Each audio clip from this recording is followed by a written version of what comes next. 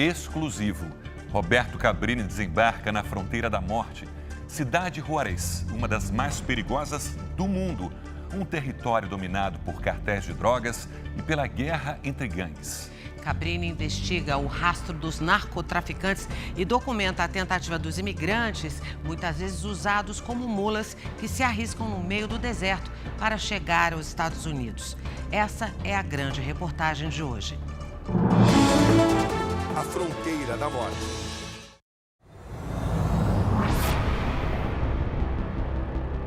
Um mercado lucrativo. Controlado por cartéis rivais.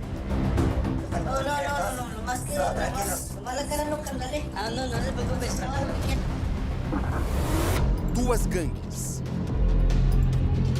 Uma guerra feroz. O sol se põe quando as luzes da cidade Juárez se destacam do alto em meio à imensidão do deserto de Chihuahua, no norte do México, na fronteira com os Estados Unidos. Ali está a sétima maior metrópole mexicana, com seus 2.600.000 habitantes. Trata-se de um enigma a ser decifrado desde 2009, quando pela primeira vez foi chamada de a cidade mais perigosa do mundo.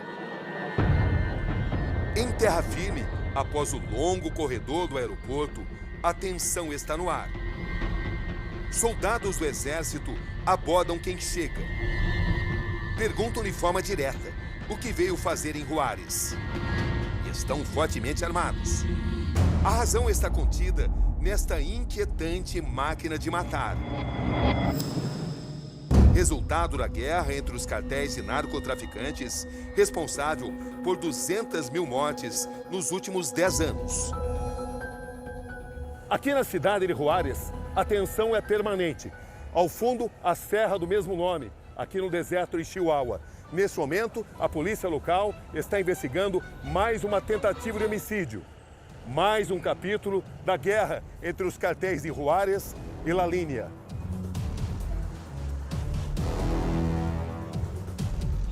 Só uma informação. Não, aqui, ok, está bem. Está bem. Este foi uma tentativa de homicídio, não? Só para não falar o que não está certo. No speaking, please. Ok, não há problema. Muitas graças.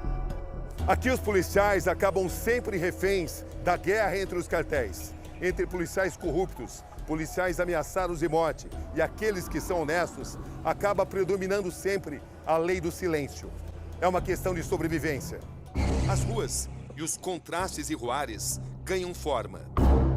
Americanizada em sua paisagem, localizada na explosiva fronteira com a nação mais rica e poderosa do mundo, Juárez vive um dilema mortal e interminável. Uma jornada rumo a um território sem lei. Aqui, por todos os lados, a imagem é a mesma. Destruição. A guerra entre os diferentes cartéis transformou essa pequena cidade em uma cidade fantasma. Estamos em Guadalupe, onde viviam os principais chefes do cartel La Línea. Essas fortificações marcam os locais onde viviam as principais lideranças. Chama muita atenção o luxo e a ostentação desses lugares.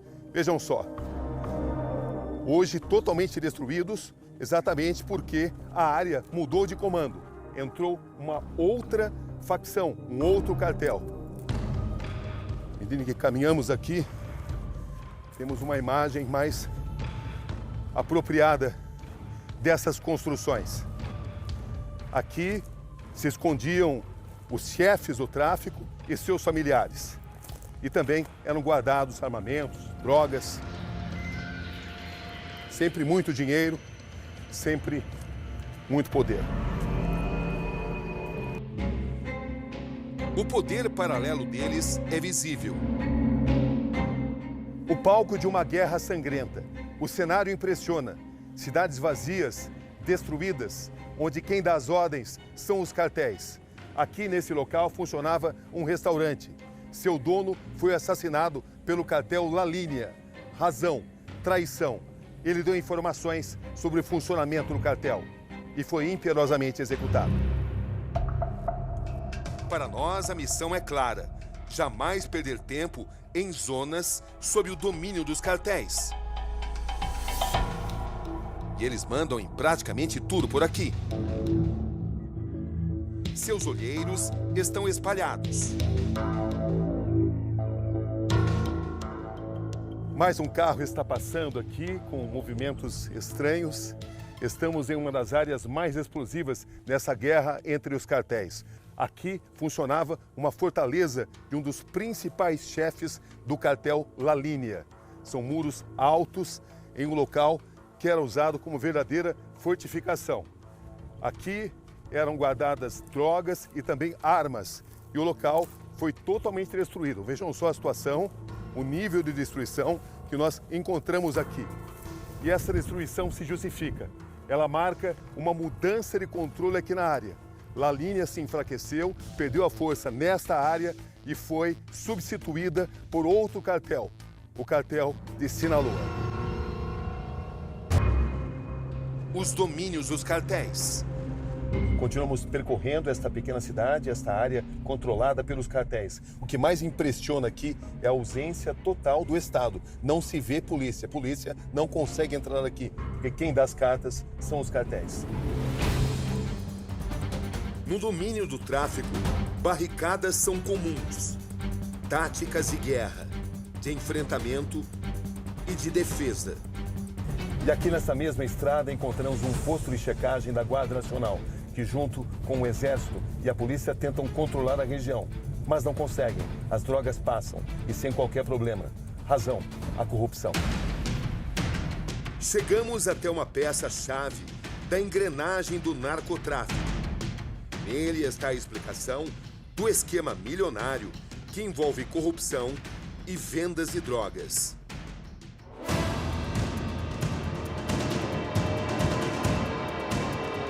Miguel, de 45 anos, é policial. Para ganhar mais dinheiro, Miguel encontra outro caminho: cobrar propina dos donos da droga. Quando precisam transportar droga, por exemplo, a gente isola o trajeto para que possam circular livremente. Corro esse risco porque eles pagam muito bem. Ganho pelo menos o dobro do meu salário e às vezes até mais. Ele é membro do cartel Línea. Na manhã seguinte, encontramos Miguel em outra parte da cidade. Vestido à paisana, ele nos leva até uma casa. Taller de mecánica, ¿no? Es un taller para abajo, ¿verdad, amigo? Um negócio de fachada. Estamos em um esconderijo do crime. Buenas tardes. Dentro do veículo, um homem guarda alguns pacotes na parte interna da porta. É cocaína pura.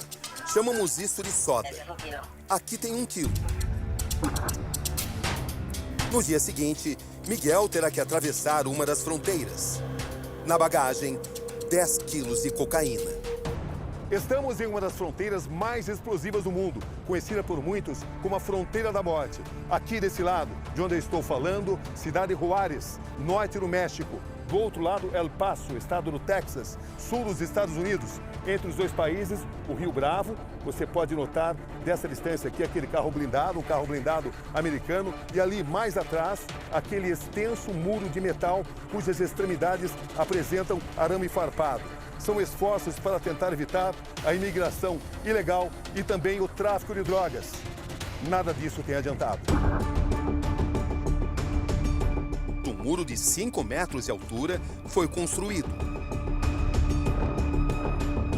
Para evitar o fluxo de imigrantes e de traficantes de drogas, os guardas de fronteira americanos patrulham incansavelmente a área. A tensão aqui é permanente.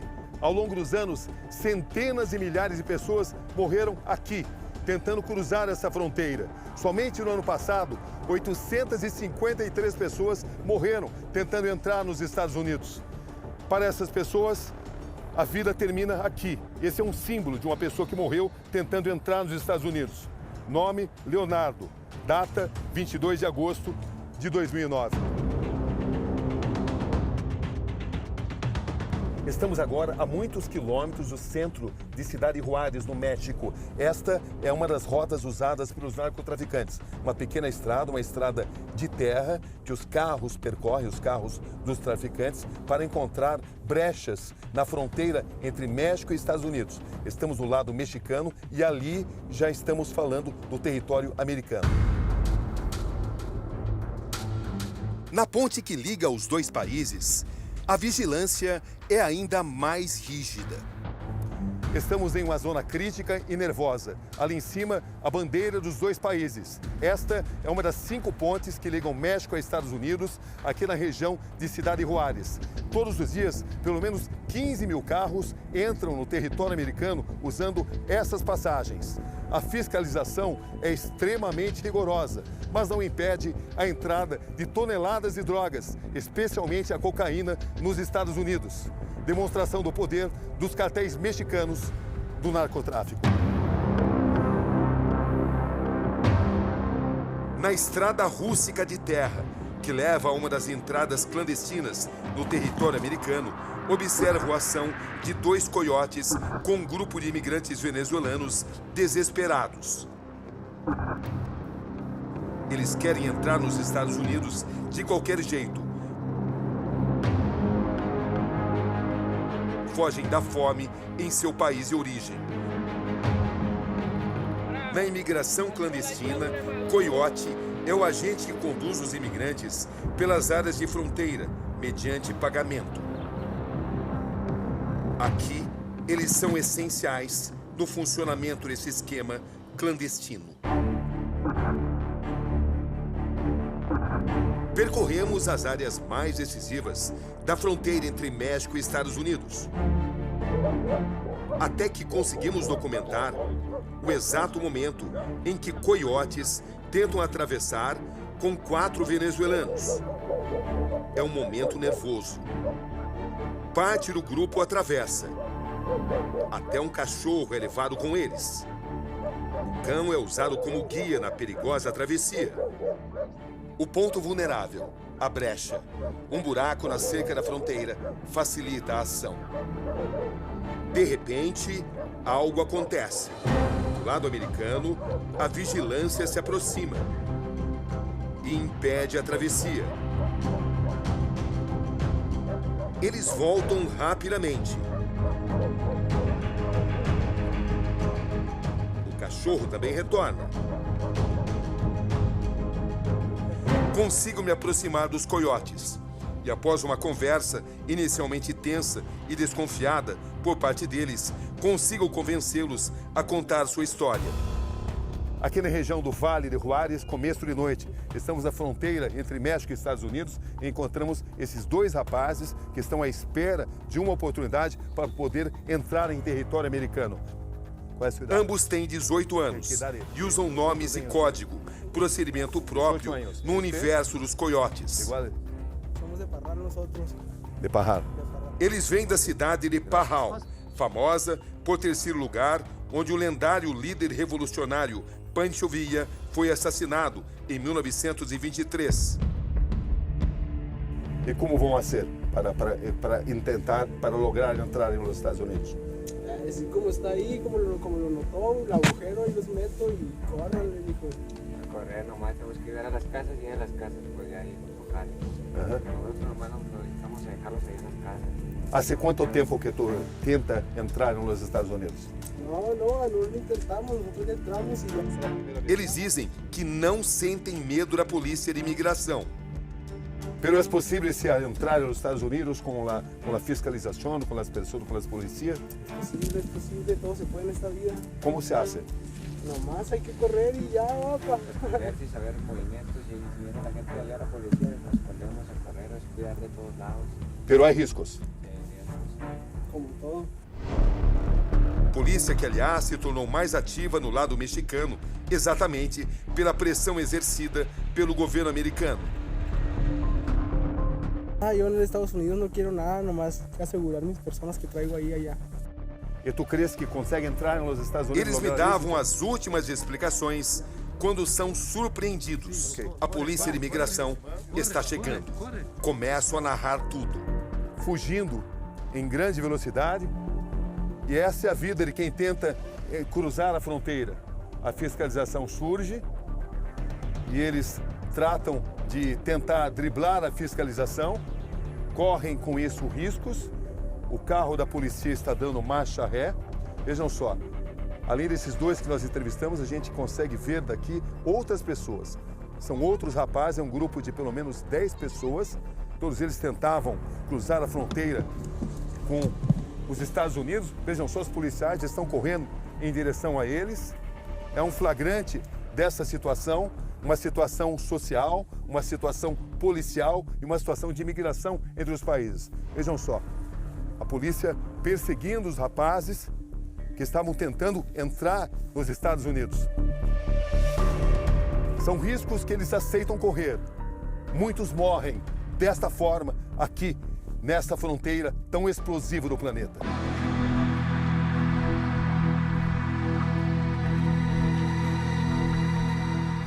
E esta é uma das rotas usadas pelos coiotes que guiam imigrantes ilegais para tentar entrar nos Estados Unidos. Eles buscam brechas na fiscalização.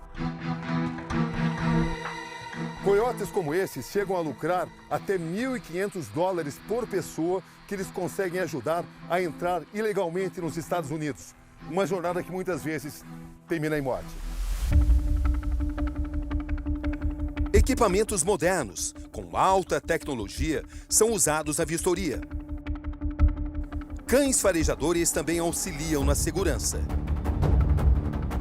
E ainda é possível escanear os veículos. Esta é a entrada da ponte que liga México aos Estados Unidos, Juárez a El Paso. São apenas 800 metros, tão perto e para tanta gente tão longe. Ali está a placa escrita Feliz Viagem. E à medida em que vamos avançando aqui nesta ponte, já podemos avistar as duas bandeiras. Aquele é o exato lugar que marca a fronteira entre os dois países. A fiscalização é rigorosa, mas isso não significa que não seja vulnerável. Bem-vindo aos Estados Unidos. Estamos nos aproximando nesse momento do setor de controle de passaporte. Câmeras filmam cada carro que entra. Passamos pelo controle de passaporte nos Estados Unidos. Nosso carro não foi checado. O procedimento foi rápido. Estamos nas ruas de El Paso, Texas, Estados Unidos. São 9 da manhã. Trânsito pesado na estrada que leva à alfândega. Ambulantes aproveitam para fazer negócios. Miguel segue pela faixa da esquerda. Esse é o combinado. Com a ajuda de um guarda americano, ele entra nos Estados Unidos sem qualquer dificuldade. Estamos bem próximos de um dos chefões do tráfico. Trata-se de um gringo bastante incomum, um cara que não quer saber de nada. Você vai ver, nem se importa como armazena a droga. Com uma câmera escondida, registramos os próximos acontecimentos. Ele nos recebe em sua garagem. Tudo está em uma prateleira atrás dessa cortina improvisada. Why, my God, so how many kilos there? Muestra como 40. ¿Quieres más? There is Mike estima o lucro com seu estoque. almost $1 million worth, 800,000. What? What? O equivalente a 4 milhões e 200 mil reais. Um atentado com carro-bomba que chocou o México. Para encobrir os verdadeiros criminosos do cartel La Línea, era preciso encontrar outros culpados, ou seja, gente inocente. Corrompida pelos narcotraficantes e pressionada a apresentar resultados, a polícia mexicana cometeu verdadeiros crimes contra sua própria população. Esse rapaz é um exemplo disso. Seu nome é Rogério Amaio, 40 anos, funcionário de um restaurante. ele foi falsamente acusado de provocar uma explosão que acarretou na morte de 4 pessoas. Hoje se sabe que o verdadeiro culpado foi o cartel La Línea. Assim, de acordo com a versão da polícia, Rogério confessou o crime.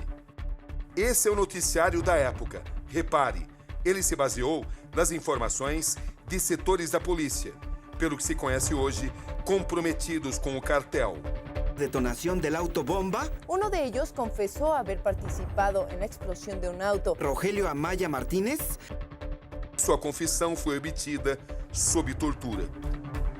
Llegamos todos destrozados al arraigo. Llegamos con heridas, golpes. Y después de 3 días de tortura, nos presentan en el arraigo. Y ¿Qué forma de tortura? Todo tipo de tortura. Tuvimos golpes, amenazas psicológicas, la bolsa en la cara, el trapo con agua en la cara, golpes. Rogério conta que passou 4 anos preso em celas sujas até ser inocentado. De que forma isso vai cambiar em sua vida? De primero cambió muy drásticamente mi vida. No pensé ni imaginé que yo iba a llegar a pasar por esto. Sin embargo, los primeros años en prisión fueron muy difíciles. Jamais teve ligações com La Línea. ¿Tú tienes miedo de los carteles? Sí, como no tenemos miedo de los carteles, pero se le tiene más miedo a la policía. Manhã de domingo, estamos no centro de Cidade Juárez, onde a todo instante encontramos marcas da ação dos cartéis. Em todo o país, são 109 mil pessoas desaparecidas. Sequestros promovidos pelos cartéis, que diversificaram o crime que eles praticam. Aqui, por exemplo, encontramos esse caso que foi espalhado pelo pai da vítima. Aqui está, Esmeralda Castilho Rincon. Desapareceu nesse lugar de onde estamos falando nesse momento, no dia 19 de maio de 2009, à 1 da tarde. Ela tinha 14 anos, cursava o 2º ano secundário em uma escola técnica. E aqui, nesse ponto onde ela foi sequestrada, vamos encontrar o pai dela. Ali está, José Luis Castillo. Se presume que a mi hija se la llevó la delincuencia organizada. Ele presume, através das informações que ele recebeu, que através do crime organizado, o crime organizado foi o responsável pelo sequestro da filha dele. Los que controlan este lugar es un cártel llamado La Línea. Quem controla as ações neste lugar de onde estamos falando nesse momento é o cartel La Línea. Esse grupo criminoso é protegido pelas autoridades. Más de 1000 personas desaparecidas aquí en esta ciudad. Somente aqui nessa cidade, mais de 1000 pessoas desapareceram em situações semelhantes. E ninguém foi encontrado com vida. Nenhuma dessas pessoas, nenhuma dessas meninas que desapareceram. E aprovecho este momento para decirle, Esmeralda, donde quiera, si me estás viendo, hija, no voy a descansar hasta encontrarte, mi niña. Dios te bendiga. Muito bueno. Muito bueno. Ele está dizendo que gostaria de acariciar a filha dele, exatamente como ele fez aqui. Acariciar o rosto, os cabelos. Ele mandou, inclusive, uma mensagem na possibilidade da filha dele estar ouvindo esta transmissão, esta nossa reportagem, que ele disse que não vai descansar enquanto não encontrá-la. Aqui vamos encontrar um personagem importante nessa história. Aos 35 anos, Alejandro Sanches é uma das poucas vozes que lutam pelos milhares de desaparecidos. Pergunto a Alejandro qual a maior dificuldade para encontrar os desaparecidos. Tudo gira em torno do domínio das gangues. É difícil, porque nessa guerra contra o narcotráfico, o território está abandonado. Ninguém quer se arriscar por outras pessoas. Quando questiono sobre a lista de desaparecidos, ele me diz que o número é incerto. Algumas pessoas desaparecem por um tempo e são encontradas mortas depois. Outras nunca mais são vistas. Alejandro explica que a vida difícil no Vale Juárez fortalece os cartéis. As decisões estão nas mãos de criminosos altamente armados e perigosos. Por aqui, a corrupção é grave, um problema insolúvel. As coisas não mudaram muito. O governo prometeu combater a corrupção e lutar contra o crime, mas isso não aconteceu. Quando questiono Alejandro sobre o futuro do México, a resposta mostra desilusão. Se as coisas continuarem como estão, vai ser difícil. Vai continuar sendo um lugar abandonado, destruído, uma zona crítica. E você já sabe, o Câmara Record com Roberto Cabrini é logo depois do nosso Domingo Espetacular.